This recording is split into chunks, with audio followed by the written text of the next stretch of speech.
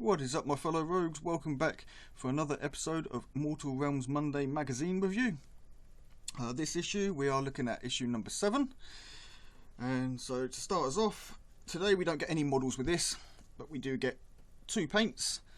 We get a Reichland Flesh Shade there and a Stormhost Silver.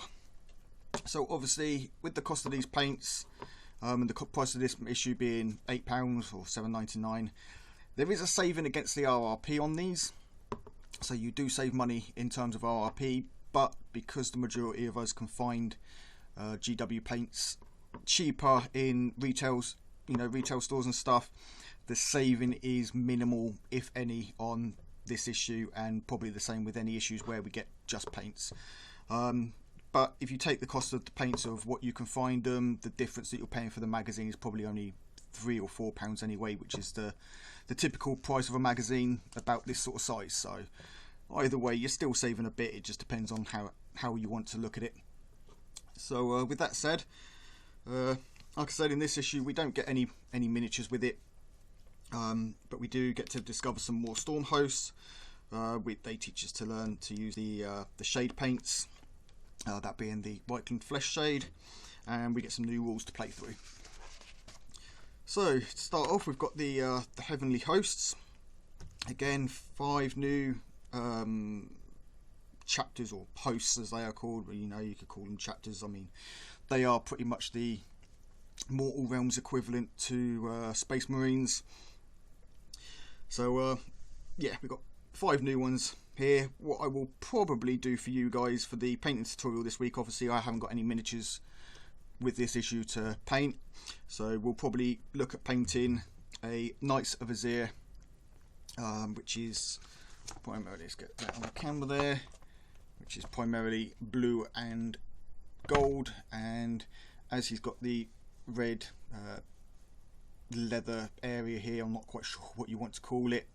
From my experience, whatever colour this is tends to be the colour of their cloak. So if I use a figure that's got a cloak or a robe, that will be the red. The inner side will be this silvery sort of peach flesh tone type colour, and then obviously the whites and golds to accompany that.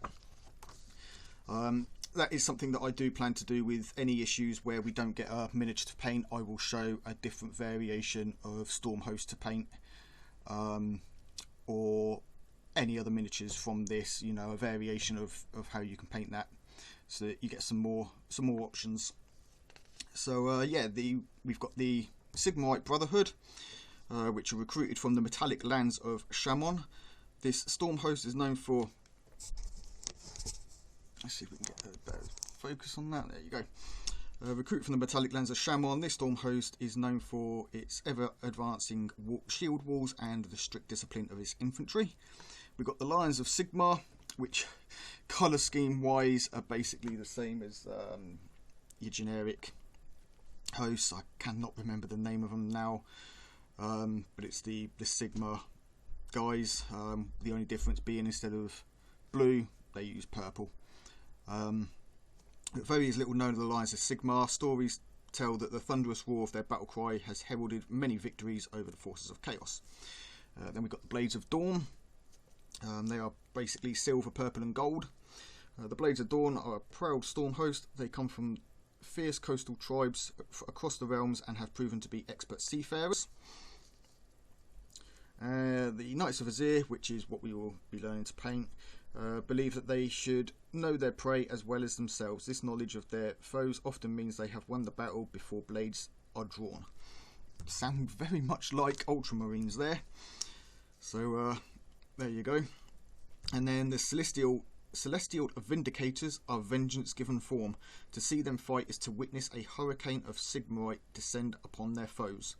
So if you guys would like me to paint one of these guys up on a future episode where we don't have miniatures, let me know down in the comments, and we'll go for the Celestial Vindicators or any of the other ones. If there's any kind of storm host you want to see painted, then let me know and I'll see what I can do with that. So going over, then obviously got some fluff here, and as you can see they've got the what they call the Celestial Vindicator here. throwing down some lightning. There we got the rites of reforging.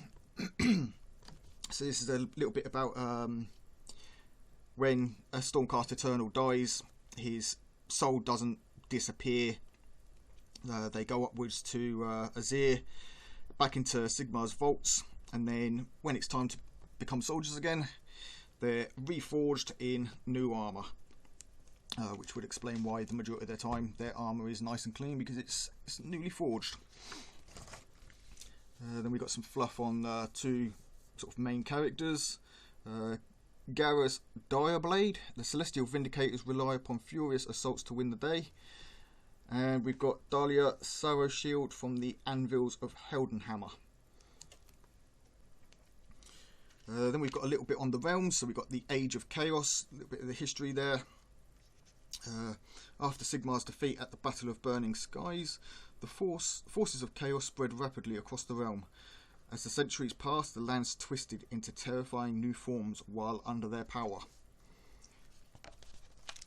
Then we got Azirheim, the last bastion of order. Then we got some background on Nagash. Basically Death himself, the Grim Reaper, you know, the main dude. Nagash is truly an ancient being of incredible necromantic might. He is the jealous god of the dead. He is clad in hideous ancient armour and wreathed in soul-splitting energies. To look upon his towering skeletal form is to know the certainty of death and the pointlessness of hope. So yeah, definitely a big bad dude. Then we've got a bit on the Nagashizar. The realms, the fury of the Reforged. Some cool looking Slanesh. I think they're Slanesh, these ones, the demons, maybe. And then we go over to how to paint using shades and layer paints. So if you're following this, then obviously you've got all your miniatures, all your Stormcasts undercoated in gold, whether you use the spray or the paint. Next they're going to teach you to do the Whiteling Flesh Shade and Stormhost Silver. So what you would do is give it a wash or two, let that dry, let it pool into recesses, and to get that you know, that deep tone in there. But obviously you don't want to let it pool too much, but you do want some in there.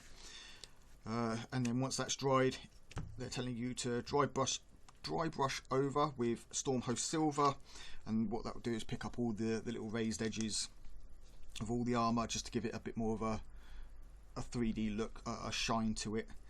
Obviously if you're using gold paint it would do that anyway, but the Stormhost Silver just gives it a bit more of an effect. So that would be your Stormcoast complete for this stage. Obviously next they would go on to doing, you know, the colours of the robes, but for essentially the armour of these guys is done. So we got Scouring the Tombs is the battle tactic tutorial thing. On the orders of Exandria Azurbolt, the Secretors have been searching the ruined tombs looking for magical relics. So again, this uses the chain rasps and the Secretors, and the small battle mat that we got in the first issue. So it's a bit more of a simple one again here. From as far as I can tell, there's not much in. They're teaching piling. I don't think they've done that in a previous to wound rolls. I think that was one. I think previously they've just knocked off the points of the wounds, so now you're actually rolling to see if you do wound. And then we've got some more war scrolls, and that brings us to the end of this issue. So thanks a lot again for joining me for this issue review. I'll put up in the corner, or up on the screen now, the cost of the issue, the paints at RRP, and what you would save. Like I said before, you will find that this issue you're not really saving money. If you are, then it's probably pennies, but you know, you're getting paints and a magazine for £8, when you know the paints alone are going to cost you £5, £6, depending on what you're going. I know the flesh shades tend to go for around £3.50 to £4, depending on where you can find them. And the layer paints go for around, I think I paid £2.80 for mine, £3.20, something like that. So, you know, between the two, you're probably looking at about £6-7. So £1 for the issue, you know, really not too bad. But if you're one of those that wants to say you're not saving anything, then yeah. So yeah, thanks a lot for joining me. I've got various links down in the description now for Discord, my Twitch channel, my Instagram and Twitter, if you'd like to follow me on those. I do have a Patreon as well, just to, you know, to show a bit of support for the channel if you'd like.